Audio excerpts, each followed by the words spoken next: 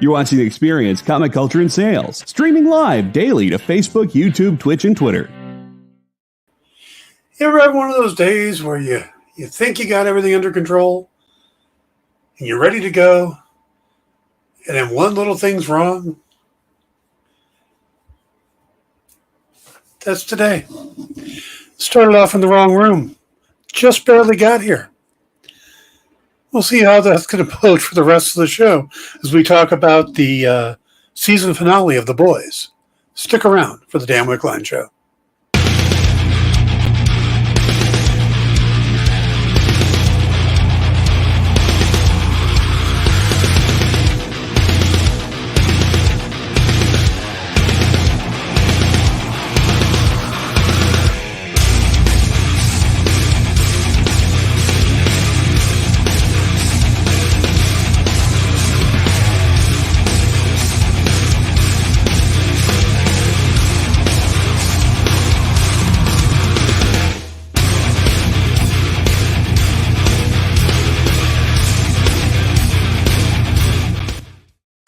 Hey everybody, welcome to the Dan Wickline Show here on The Experience. It is July 12th, and we are hurtling closer and closer to San Diego Comic-Con.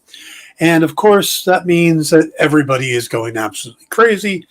I am trying to do 1,000 things at once, and at the last minute I went, oh, time to do my show. Went to click on the link, and it was the wrong link, and I was in someone else's show, which wasn't currently airing, which would have been even funnier had it been one that was on. But luckily, I got Kyle got me the link just in time, and we are live and ready to go. And we are going to talk about The Boys season finale. But before we do that, there's a little interesting thing going on the interwebs having to do with Marvel. And it having to do with an actor you may have heard of named Ryan Gosling. Now, there has been rumors that Ryan Gosling is talking to Marvel about potentially playing a role in the MCU. And that's not that surprising. I mean, he's a big name. They're pulling in a lot of big names. I mean, they just grabbed Harry Styles. They've got a lot of other stuff cooking. And is it Taron Egerton? No, I can't remember his name. The guy from Kingsman is talking, and he's talking about how he wants to play Wolverine and how he had talked about it, but whether or not it's actually going to happen remains to be seen. There's all the stuff about John Krasinski and his wife, and it just. There's a lot of fan speculation and casting. There is a couple websites out there who don't seem to even care about what the truth is. They'll just put a story out there to get people to click. There's a particular Twitter account that does that too, that tries to directly tie themselves to Marvel and will put up posts and say, oh, it's from Deadline. But they don't actually link to things. It just kind of goes off. There's no actual link. And then when you go to Deadline and you put in like Deadline and that information, there's no story. There's nothing out there. They're just basically trying to get you to click on their site. So I will say you guys really should be cautious of where we get news from. Because some of it's not news. Some of it is just clickbait, just getting you to click on things. That said,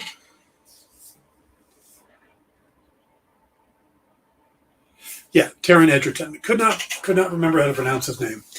But so there was word about Ryan Gosling, and a lot of speculation came out when it said that he was in talks with Marvel, that he might be playing the new Nova, because we know Nova's in the works and people are trying to connect the dots. Well, he did an interview with, I want to say, Josh Horowitz a very respected person. The name's slipping my mind, but I'm pretty sure it was Josh Horowitz. And they asked Ryan, about the speculation about him playing Nova, and he's like, no, it's completely untrue. I'm not playing Nova. But then, like the next day, he calls the guy back. He said, but I should say that if there was a Marvel character that I could play, the one I would like to play is Ghost Rider.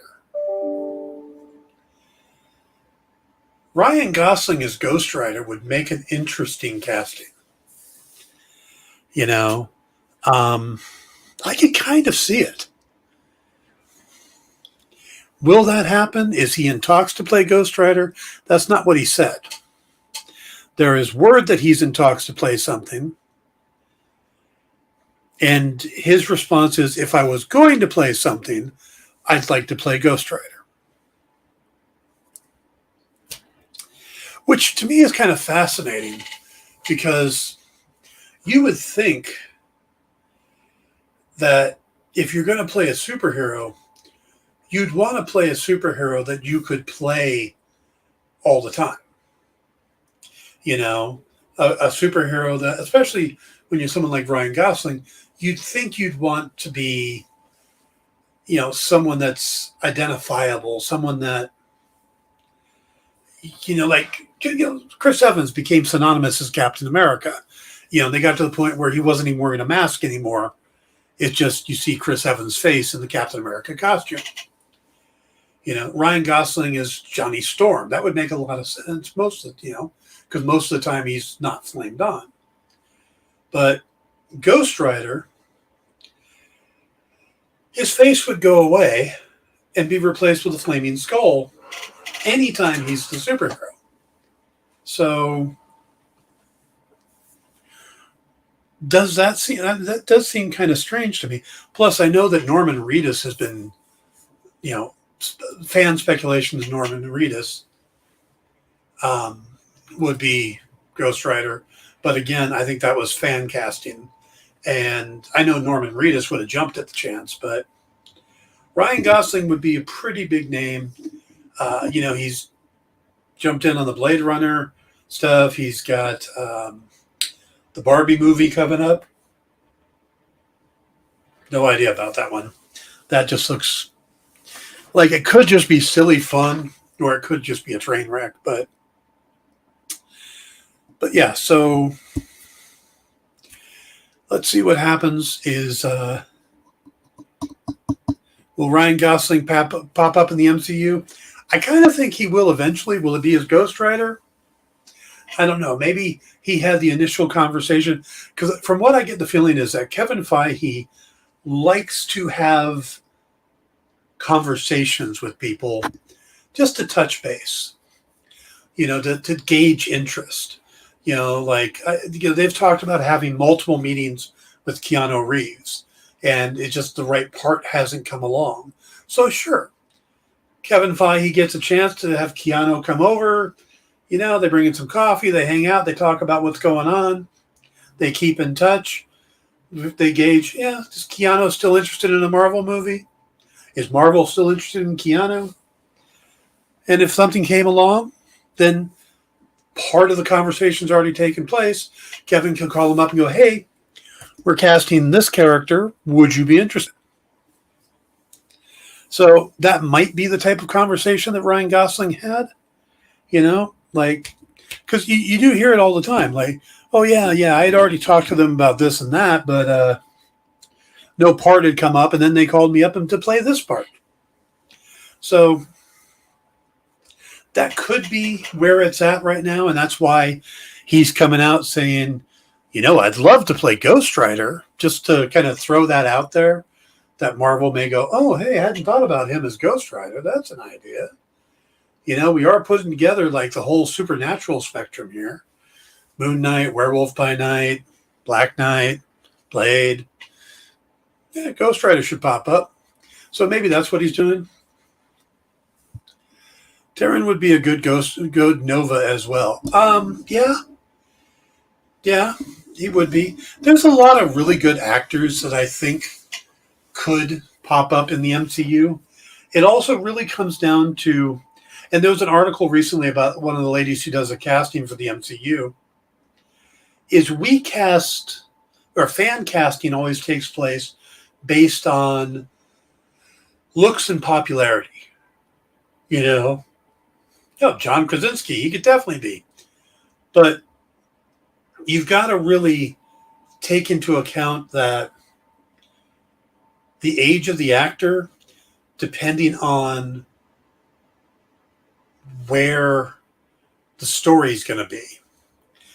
Are they going to do an older Fantastic Four that's been around a while, that maybe has been in the neutral or the Phantom Zone or neutral zone all this time, and finally gets pulled back, and oh, hey, we've been here all along. We got stuck in there in the 60s, but we've been in there, and now we're in our 40s. John Krasinski makes perfect sense.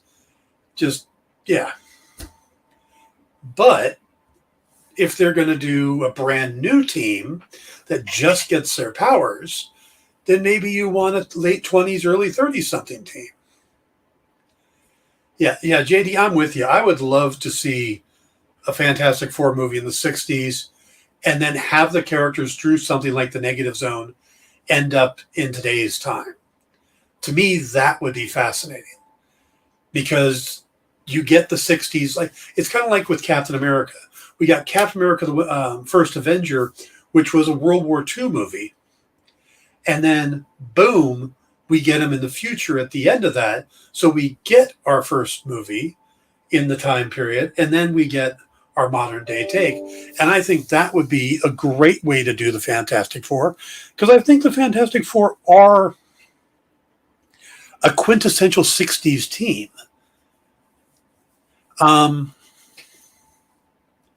See, now I would think that you could take Doom with them, but I would kind of like to see a movie without Doom. Maybe Doom, they come back and Doom's found his own way to travel through time.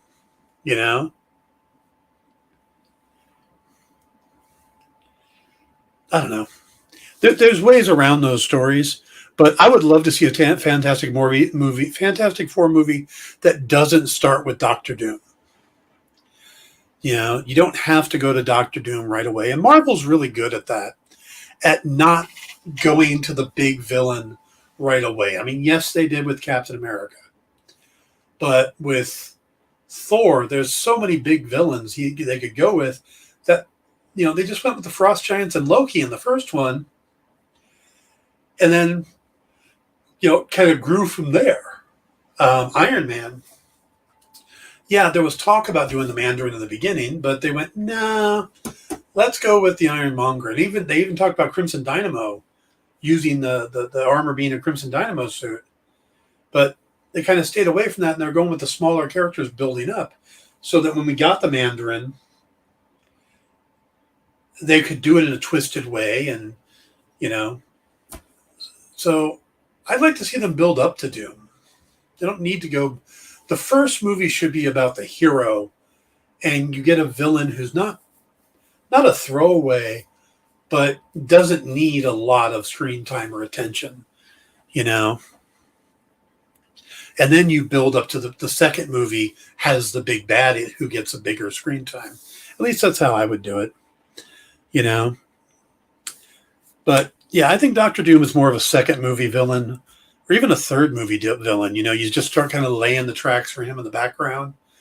You go with Annihilus in the Negative Zone in the first one, or maybe you just go old school. You go like Puppet Master or Mole Man in the first one. Go totally 60s, and then the second one you have them get sucked into the Negative Zone.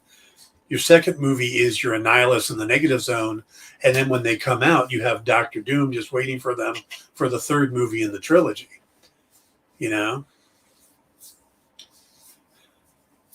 I would absolutely love to write an FF script. whether it's for comics or movies. But the FF would be a lot of fun to write. So, but yeah, I would definitely lean on the 60s feel for the beginning of it. And then you have, that whole family out of time thing going on. So, yeah, that would be my trilogy. 60s, Negative Zone, modern day. So, the only problem with that is you'd almost have to speed up the Negative Zone in the first one. Yeah, that's how you do it. You do the 60s, you have them pulled into the Negative Zone and then out of it in modern day at the end of the first movie. So then you can use them in other movies. Then you go back and you tell what the second movie was in the Negative Zone. Then you come back with your third movie with Dr. Doom. Let's see. JD says, I'd love to see Doom's next movie appearance not have him even in the armor. Maybe show kind of a Palpatine-esque rise to rule of Latveria. I like that. I like that a lot. Let's see. Sean Butler says, it keeps moving. Speaking of the FF, I just read Civil War and now get the importance of them and especially Reed. Yep. Yeah. And Jay says, okay, folks, time to spam Marvel and Fahey. Really needs to happen. I'll print money. It'll print money. Yeah. So, all right. Yeah, I think that would be a lot of fun. But going back to the original topic, the Ryan Gosling is the Ghost Rider. Marvel seems to have a lot of things going on right now in a lot of different directions. So we are going to get a Fantastic Four movie. We know that. There's not currently a director, but I wouldn't be surprised if we get one announced at San Diego Con. Because they're going to have a panel. We'll probably get footage from Black Panther, Wakanda Forever. We have a director now for Captain America 4, so there'll probably be an official announcement for that. But Fantastic Four is supposed to be one of the upcoming big movies before Captain America 4, unless they're changing the schedule. So I would definitely like to see them announce that. And I think there's a good chance we'll get at least some movement on the Fantastic Four. So, yeah, that's what I'd like to see. Is I'd like to see a good announcements thing, maybe a little more solidification of what exactly Phase 4 is going to be going forward, because we've had so many little things pop up, and there's a lot of extra announcements and stuff. But giving us an idea of when Phase 4 is going to end, what it's all going to be, what the pieces are of Phase 4, maybe solidifying the map on that, and maybe hinting at what's coming after. That's what I love to see out of it. Slide checks looking back at the, not necessarily. I have more Marvel. The only 4 DC of the hot toys I have are from the Justice League. I've got Henry Cavill's Superman, Ben Affleck Batman, Gal Gadot Wonder Woman, and Jason Momoa Aquaman. I don't have the Flash. I don't have the Cyborg. And they're just happen to be in the front. But I've also got like Ant-Man, Wasp, Quicksilver. I mean, right here I've got Doctor Strange, Daredevil, Spider-Man. There's a Punisher up there, Quicksilver, Black Panther, Cap, Iron Man. So I've got more Marvel figures. And then I have one Star Wars so far, which is the deluxe Mandalorian with Baby Yoda. So, Bill Burr is the thing, yay or nay? Actually, the rumor I heard recently is Jason Segel as the thing, which to me is a better choice, just because Jason Segel is Jewish and Ben Grimm is supposed to be Jewish. But again, I hadn't heard anything about Bill Burr. No, that doesn't work for me. I don't know why. I would like to see, I'd like to see them keep with a Jewish person as Ben Grimm, because that was a major part of his character. So, all right, let's go ahead and take our first break. And when we come back, we'll start talking about the season finale of The Boys. So stick around. We'll be right back.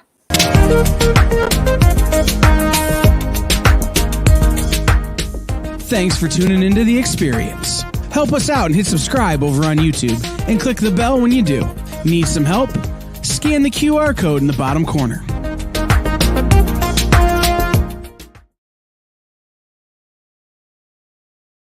Are you a comic creator?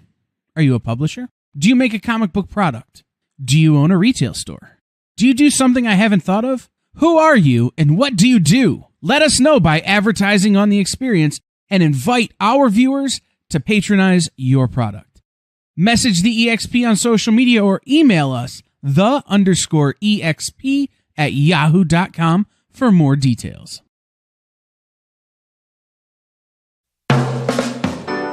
Get the inside scoop on everything happening at The Experience every week. Join our mailing list by scanning the QR code at the bottom of the screen and then watching your email inbox.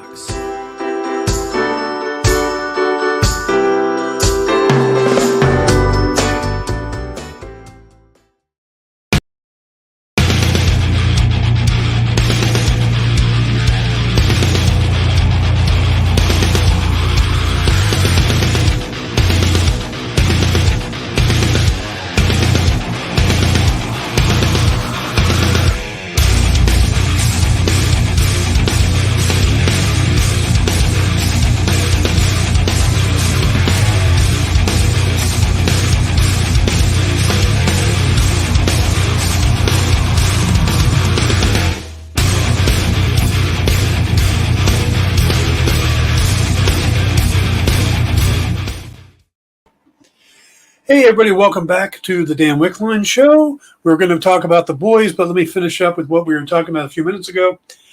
Josh brings up a good point. He says, I'm Jewish. Casting based on religion is really limiting. If somebody can play a giant rock monster, they can play a Jew.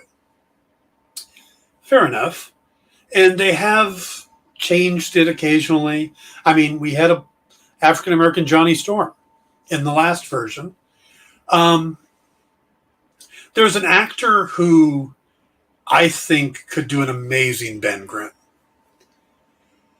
And it's because I know him personally.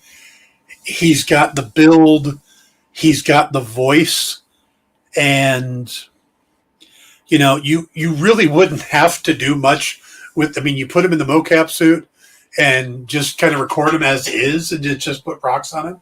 And his name is Kevin Graveau.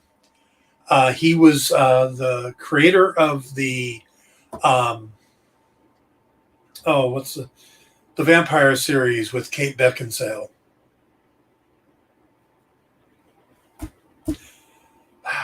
Come on, somebody help me here. Underworld, yeah.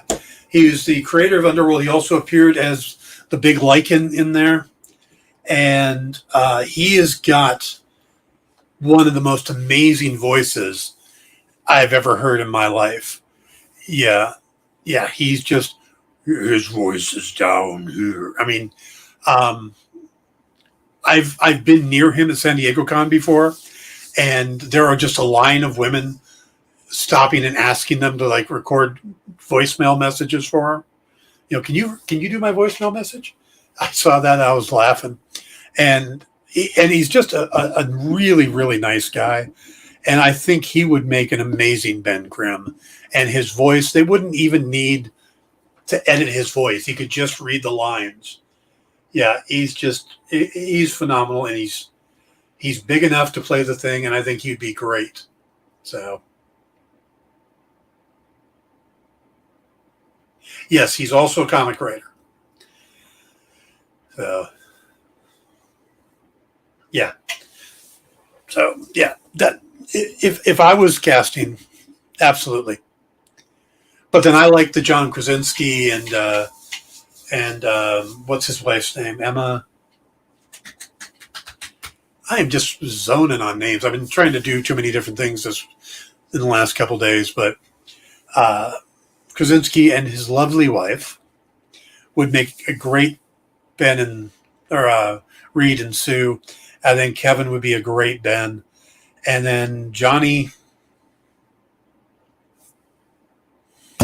you just need somebody young and good looking. Emily Blunt, thank you.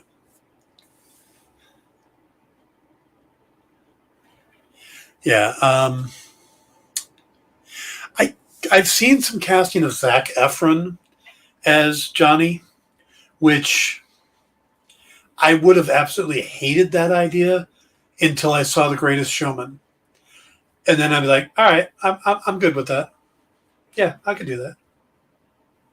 So if they did a little bit older version, that would work for me. So I don't know. Like I said, it really comes down to which direction they want to go, what kind of version of the Fantastic Four we're getting. But Chris Zilka as Johnny. I'm not sure who Chris Zilka is.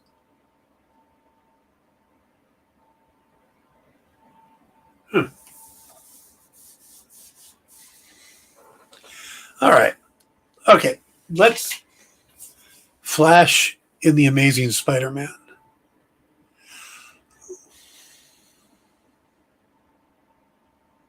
Wait. Flash in the Amazing Spider-Man. Wasn't that Joe Manganiello? Or was he the one in the Peter Parker one, or the regular Spider-Man? I don't know. There's too many Spider-Man. It's too many Spider-Universe. Okay. Let's talk about The Boys. The season finale of The Boys dropped. And first thing we should knock out, there were a bunch of Emmy announcements today, and The Boys did not get any Emmy nominations. But there's a reason, because they weren't eligible because of the time that they didn't debut soon enough to be Emmy eligible for this year. So don't think they're snubbed. They'll have a chance the following year. And I think Anthony Starr really deserves an Emmy. So, and maybe Carl Urban as well. Both of those parts were phenomenal. And even what Jensen Ackles did as Soldier Boy was pretty amazing. So, the season finale. AJ, let's do the spoiler warning and logo, please.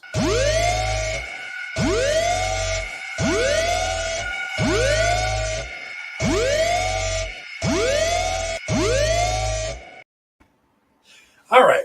As we are jumping into that, please hit the like button for me, because that helps out a lot. If you guys haven't subscribed already, you probably have at this point, but if you haven't subscribed, please subscribe. But it would really appreciate if you get that like button. Being one of the earliest shows on the Experience, still trying to build the audience that some of the later shows already have. So all the likes and shares of the thing really helps out, trying to get some more attention to the show. And I would appreciate any help you guys can give. So, hey, Kenneth, good to see you. So, going into the season finale, I had a lot of mixed feelings, because they had announced there's going to be a fourth season. And I hate when a show announces the next season before the season ends, because it really kind of gives you, it takes away some of the chance that all hell's going to break loose and this is the end. You know, if we didn't know there was going to be a fourth season of The Boys, then there was a possibility that everybody was going to die. But as soon as they're like, oh, we're coming back for season 4, yay! Well, we know that a good amount of the cast is going to have to still be alive at the end of this, or there really isn't going to be a show. So that was a bit disappointing. Also, they've been kind of doing this ramp up with making Homelander worse and worse and worse and worse and worse and worse and worse. And then we get Soldier Boy. And it's like, okay, he's a bad guy. He's not good. He's not a good guy, but we need him. We need him. We need him to take out this worst enemy here. Maybe they might be on the same level. And then at the end of season or episode 7, It's like, oh, by the way, Soldier Boy is Homelander's daddy.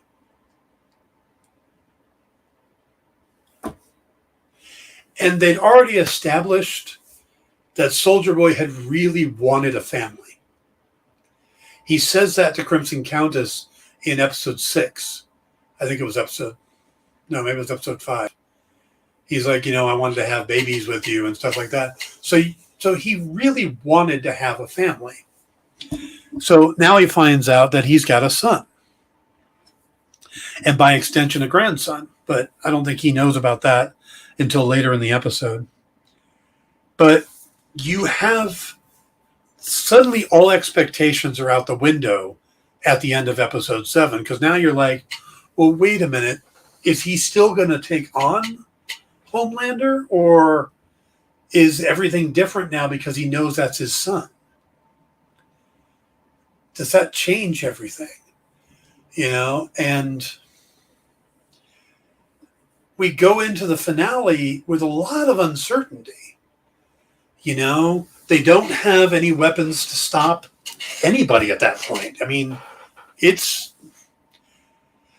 we know Huey and Butcher can't use that the temporary V much anymore, or they're going to die.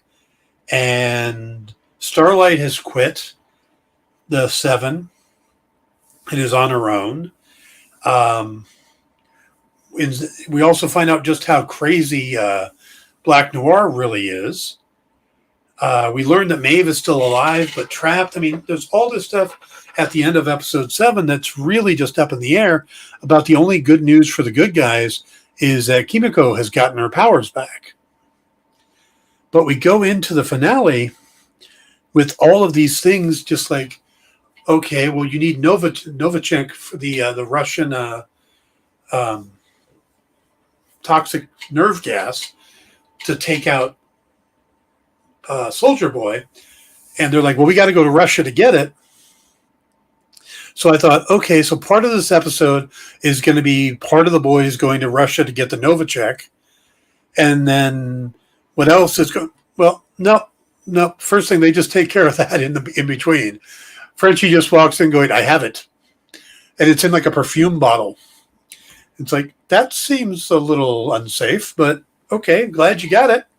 We didn't have to spend a lot of time on it. And it's just a very strange.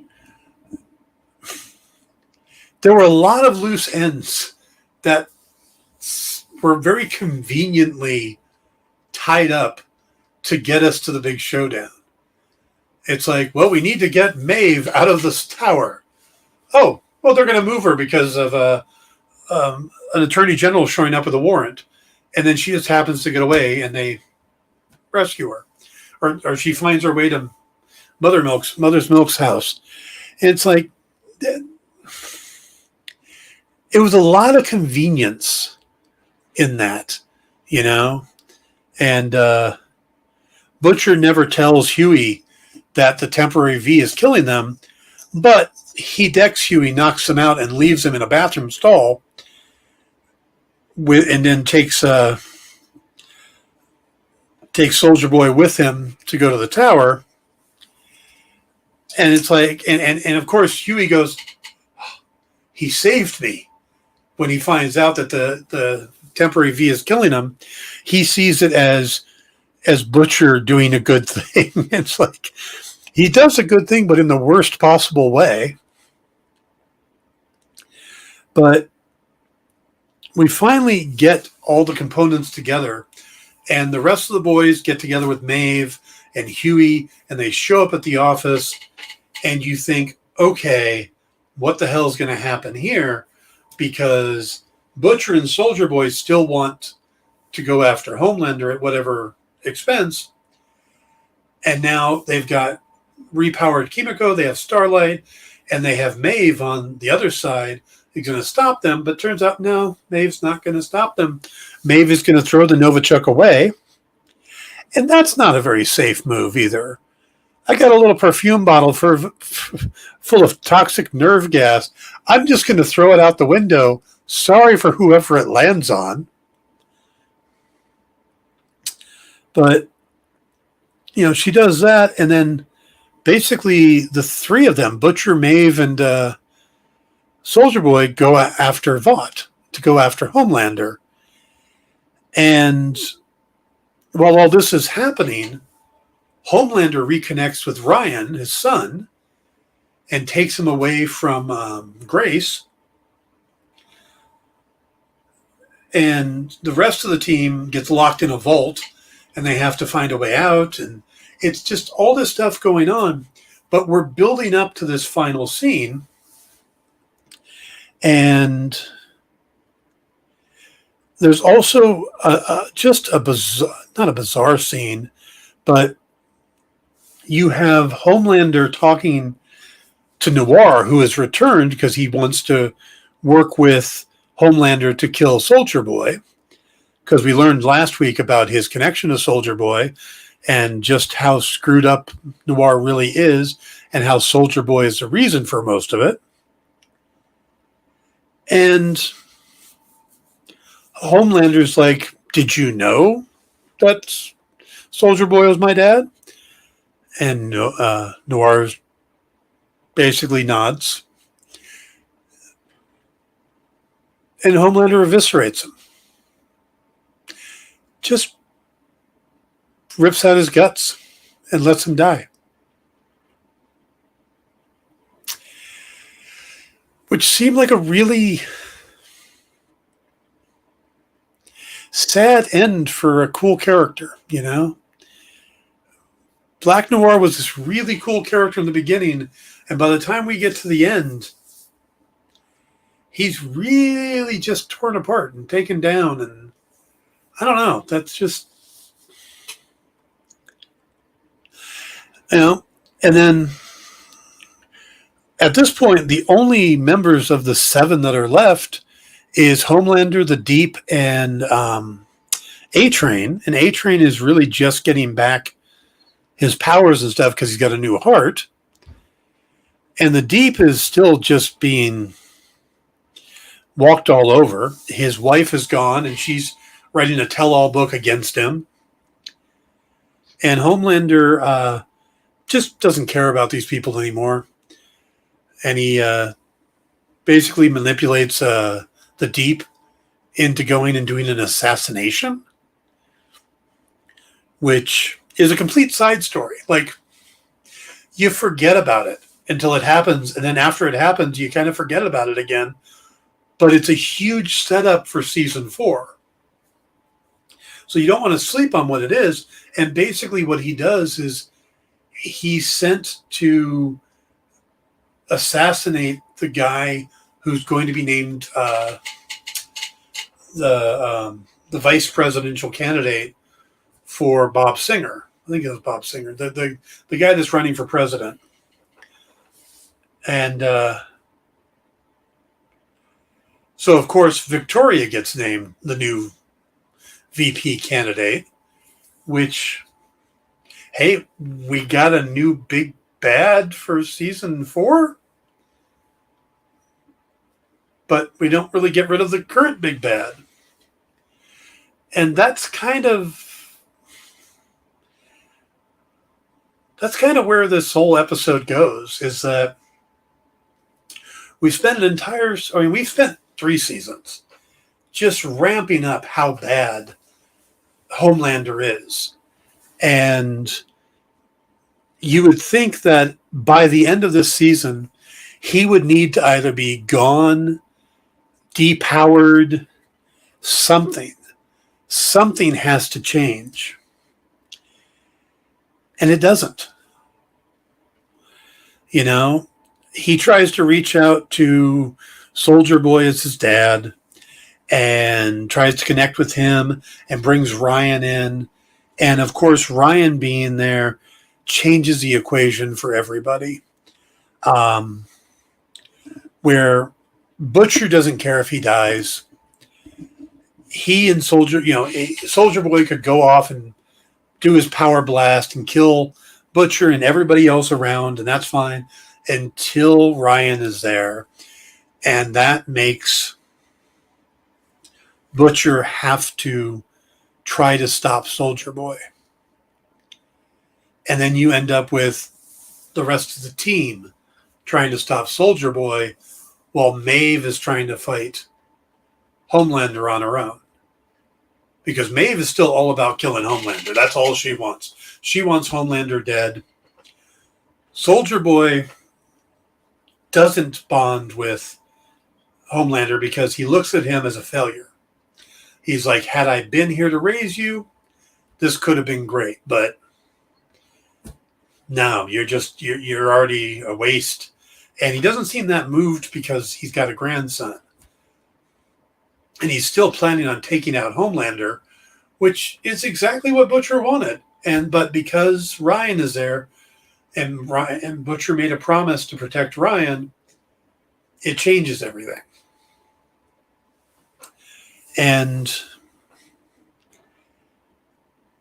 so all of the alliances switch around, and the boys end up kind of back together fighting Homelander, or Soldier Boy, while Maeve is, like I said, trying to beat the crap out of Homelander and doing a pretty good job of it. I mean, that's just the funny part is she's actually holding her own, but a few things happen.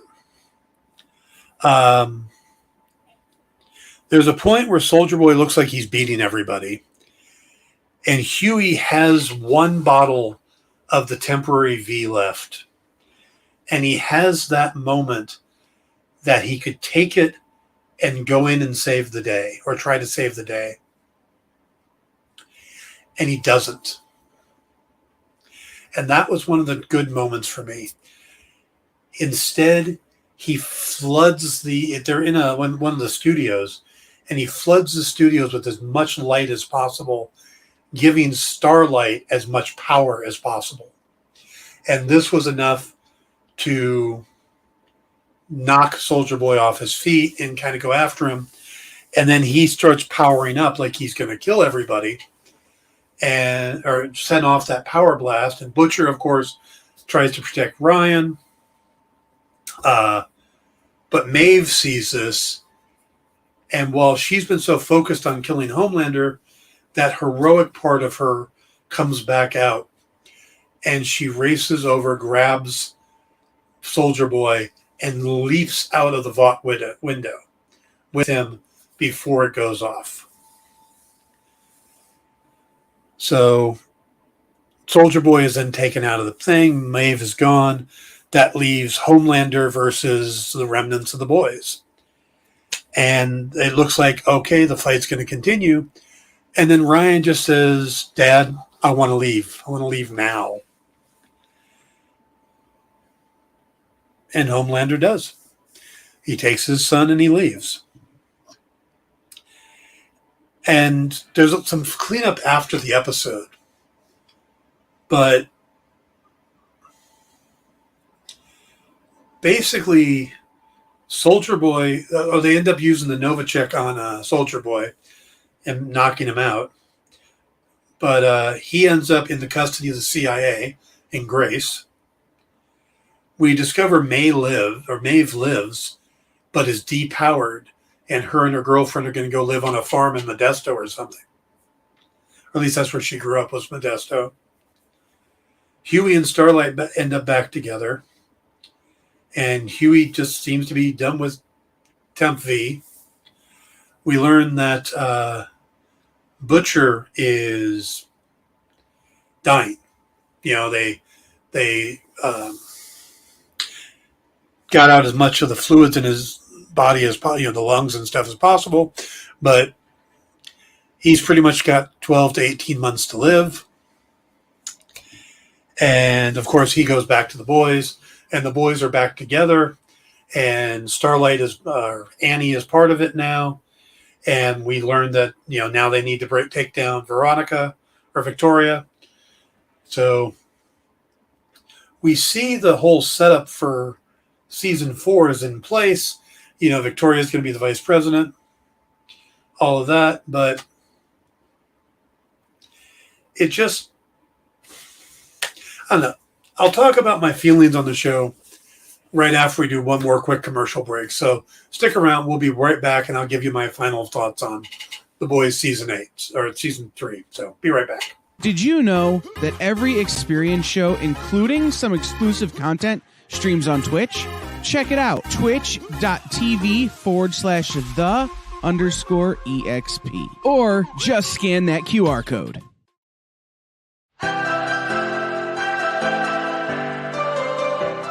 This is The Experience.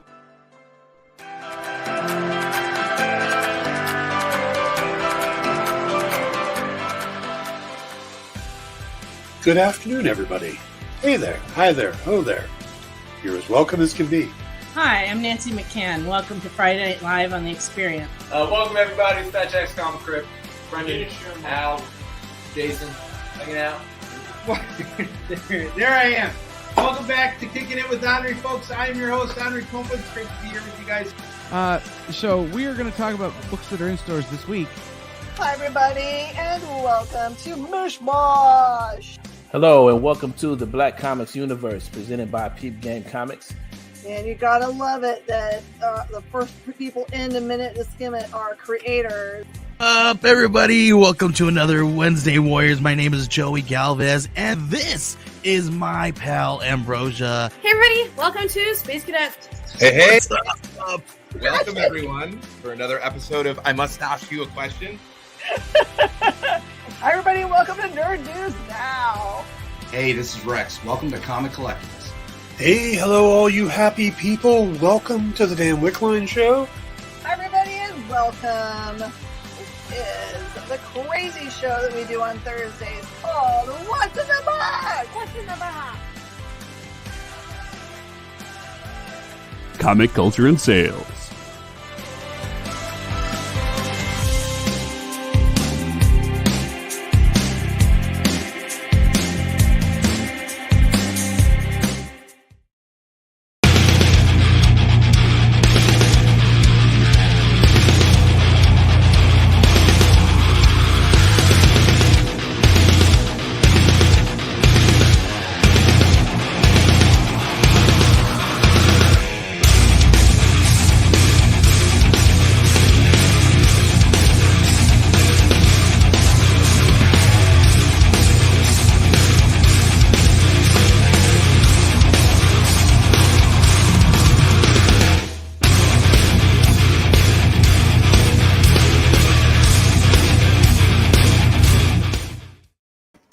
Hey, everybody, welcome back to the Dan Wickline Show.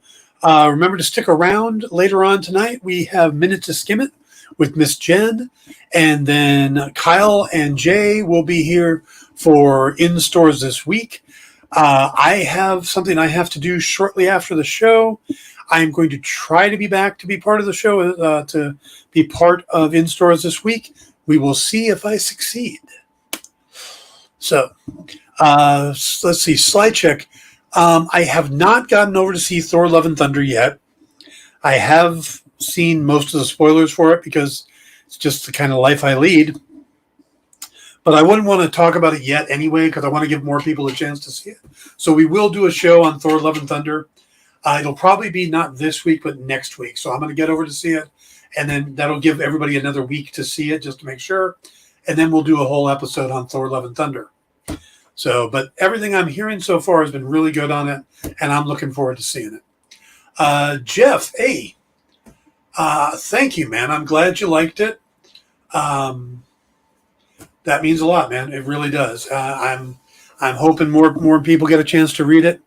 It's going to be listed in it's in the July catalog, I think. So for anybody who didn't get Karma through the Kickstarter, they can order it from their local comic shops, or it'll be available on Barnes & Noble and Amazon and out in September. So a lot of people are reading it now because they did it through the Kickstarter. But if you didn't get that chance, you're going to get a chance getting it through your comic shops or online orders. So, all right, let's finish up talking about The Boys. I got to say that it's been an incredible season, but I'm a little disappointed in the ending because it really does feel like we spent a lot of time building up to this showdown. And while it was a fun action scene, nothing really changed. There is the other scene I forgot to mention is Homelander going out to talk to his fans and introducing Ryan to them. And somebody, a Starlight follower, throws a shoe and hits Ryan with the shoe.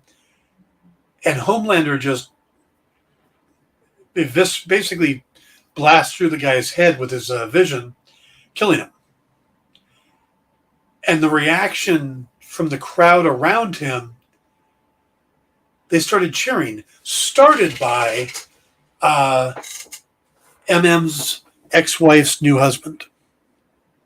He's the first one that cheers. And I see where the show is going. They were a little more subtle the first couple seasons. This one is more direct comparison to a line of, I could shoot somebody on Fifth Avenue and wouldn't lose a vote. It's kind of where they're going with this now. And I get it, like I said, but it's nowhere near subtle anymore. So I guess I really wish there was some serious change. I mean, the 7 is down to 3. Noir is dead. Maeve is gone. We'd already lost Translucent. Starlight's quit. It just seemed like they were spending so much time building up this showdown between Soldier Boy and Homelander that we would have gotten some kind of change.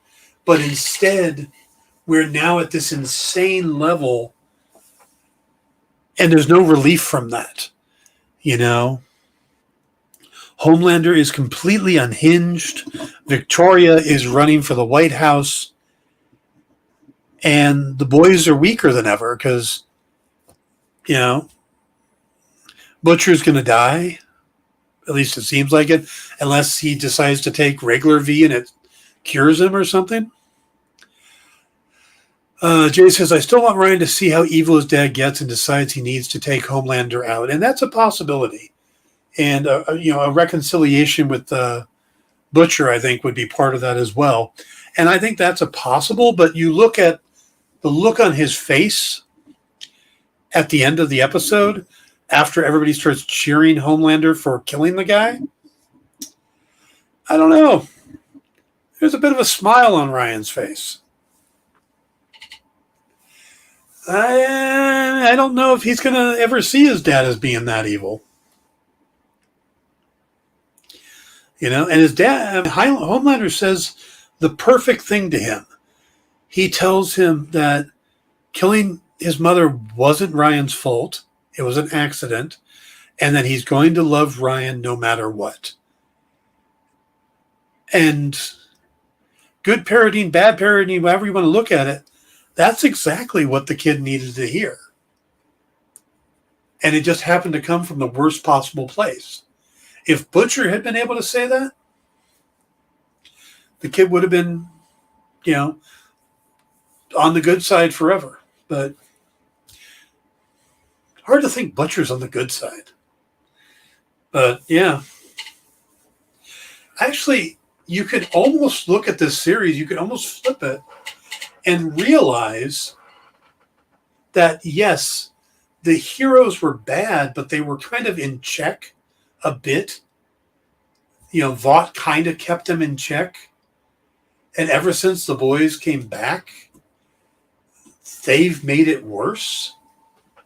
I don't see what they've done to make it better. Maeve, who was one of the good guys, is now depowered and gone. Starlight is now off the board, or at least not a hero anymore. It's kind of weird that all the boys have done is make things worse. And as bad as Butcher is, he's only killed like one hero, and that's Gunpowder. I mean, Huey has as many kills, having blown up Translucent. I don't know. Like I said, I'm a little disappointed that there wasn't any real change to the status quo. It's just so ramped up, and then now it's like, all right, we're going to start filming the next season, and we'll come back, a year from now, and we'll take it from there. It's like, it's too ramped up at this point. There's no dip. There's no new starting point. So I don't know. I don't know how they're going to do a fourth season, and will there be a fifth? I mean, because it really does feel like we're now ramped up so high, there has to be a conclusion of Homelander as a threat. And I thought, okay, maybe Soldier Boy depowers him, and then we get a season of him trying to get his powers back, trying to get back, get some more V so he could regain his powers. That could have been an interesting thing, and having them deal with Soldier Boy now being the most powerful, or dealing with Victoria. But having just a superpowered Homelander out there completely untethered, I don't see how anything else is as big a threat. And they're just losing allies. So, I don't know. Like I said, I was a little disappointed in the ending. It's still a sensational show. It's well written, really well acted. I just not that thrilled with the actual consequences of the ending. So hopefully season 4 will come and kind of take that away, and we'll see what they were doing, and I'll look at the whole thing as a whole. It's great. But right now, coming off of the finale, I'm a little disappointed. So we'll have to see what they do next with it. All right, guys, that's going to wrap up the show today. Thank you for being here. Thank you for hitting that like button if you haven't. And remember to stick around tonight. We have both Minute to Skim It and then in stores this week. And I'm going to do my best to be back for that. If not, it'll just be Jay and Kyle. And we got a lot of great books coming up on in stores this week, including Man, Goat, and Bunny Man, Green Eggs and Blam, the new Beatrix Rose Vigilante, Army of Darkness versus Reanimator, Betty Page Alien Agenda, Archer and Armstrong, Overwatch New Blood, Justice Warriors, Barbaric the Harvest Blades, the new Teenage Mutant Ninja Turtle big thing called the Armageddon Game. Got a lot of books. This is a huge week. So stick around for that. And we will see you guys tomorrow, where we'll talk about Only Murders in the Building. And maybe we'll talk a little bit about that guy that shows up at the end of Thor: Love and Thunder. We'll see. See you guys later. Have a great night. Talk to you tomorrow. Good night, everybody. Join the party. Head over to our Linktree to find all the links for everywhere the experience is all the time.